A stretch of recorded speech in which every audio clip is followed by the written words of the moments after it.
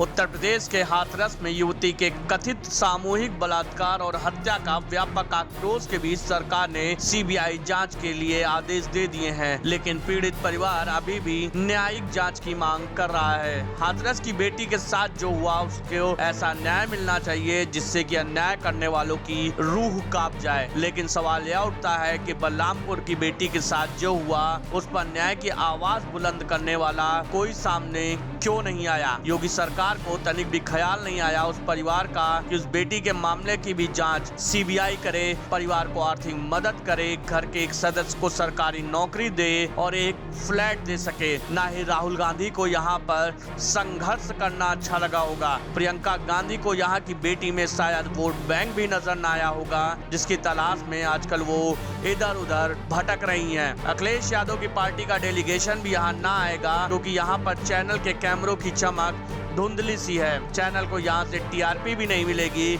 इसलिए कैमरे के फ्लैश चमकाने से कोई फायदा ना होगा। चैनल पर जोर आजमाइश करने वाले आजकल एंकर्स भी नजर नहीं आएंगी क्योंकि यहाँ की बेटी शायद हाथरस की बेटी के जैसे ना होगी। अनुसूचित जाति के एक और युवती के साथ राज्य के बलरामपुर जिले में दो युवकों शाहिद और साहिल निवासी गैसड़ी द्वारा सामूहिक बलात्कार की घटना सामने आई है। आरोप है कि दोस्ती के बहाने घर ले जाकर दोनों आरोपित ने लड़की का सामूहिक दुष्कर्म किया और गंभीर हालत में एक रिक्शे पर बैठाकर भेज दिया। 22 वर्षीय पीड़िता युवती की अस्पताल ले जाते वक्त मौत हो गई। 4 डॉक्टरों के पैनल द्वारा पोस्टमार्टम रिपोर्ट के बाद बुधवार रात को ही पीड़िता का अंतिम संस्कार कर दिया गया। रिपोर्ट्स के मुताबिक बलरामपुर के पुलिस अधीक्षक देवरंजन वर्मा ने कहा कि घटना जिले के गैसड़ी बाजार इलाके की है, जहां एक निजी फर्म में काम करने वाली एक 22 वर्षीय दलित युवती मंगलवार की शाम घर न लौटने से उसके माता पिता उसकी तलाश करने लगे। वहीं जागरण रिपोर्ट्स के मुताबिक छात्रा की मां का कहना है कि उनकी बेटी बिमला विक्रम महाविद्यालय पचपेड़ा में बीकॉम में प्रवेश लेने सुबह 10 बजे निकली थी। पुलिस ने कहा कि युवती के माता पिता ने कहा है कि उनकी बेटी ने जब अपने मोबाइल फोन पर कॉल का जवाब नहीं दिया तो उनके परिवार के सदस्यों में दहशत फैल गई।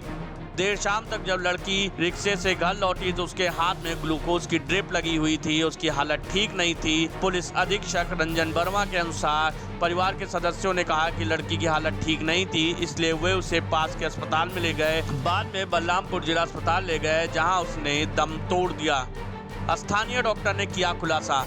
रिपोर्ट के मुताबिक बाजार स्थित निजी क्लिनिक के चिकित्सक डॉक्टर जियारुर रहमान ने बताया कि दुकानदार साहिद का भतीजा साहिल घटना के दिन मंगलवार की शाम करीब 5 बजे उन्हें अपने घर इलाज करने के लिए बुलाकर ले गया था। वहां पहुंचने पर उन्होंने देखा कि युवती पेट दर्द के इलाज के लिए दवा मांग रही थी। वह सोफे पर लेटी हुई थी।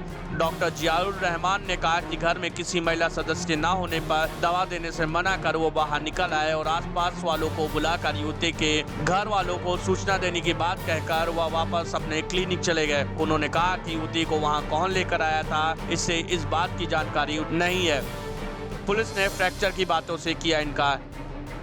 जब अस्पताल से पुलिस को इस मामले की सूचना दी गई तो माता पिता ने आरोप लगाया उनकी बेटी के साथ सामूहिक बलात्कार किया गया था। हालांकि परिवार के सदस्यों का कहना है कि लड़की के हाथ और पैर फ्रैक्चर हो गए थे, जबकि पुलिस अधिकारियों ने कहा कि पोस्टमार्टम रिपोर्ट में ऐसी किसी भी चोट की पुष्टि नहीं हुई है।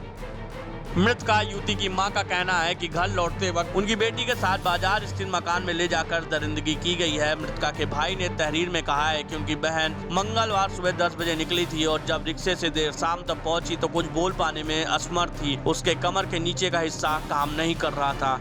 डॉक्टर जियाउर रहमान के बयान के आधार पर ही पुलिस ने 2 लोगों को हिरासत में लिया है। अधिकारियों ने बताया कि पीड़िता के भाई की शिकायत के बाद प्राथमिकी दर्ज की गई। दोनों आरोपी शाहिद और साहिल को गिरफ्तार कर लिया गया। दोनों आरोपितों के खिलाफ आईपीसी की धारा 376D में आरोप दर्ज किया गया है। आगे की जाँच जारी है। एसपी ने कहा है कि मामले को फास्ट ट्रैक कोर्ट में भेजा जाएगा और आरोपित के खिलाफ सख्त कार्रवाई की जाएगी। लेकिन एक ही प्रदेश में 2 बेटियों के साथ जो हो रहा है वो सोचने और समझने वाला है। Special report nation 24x7।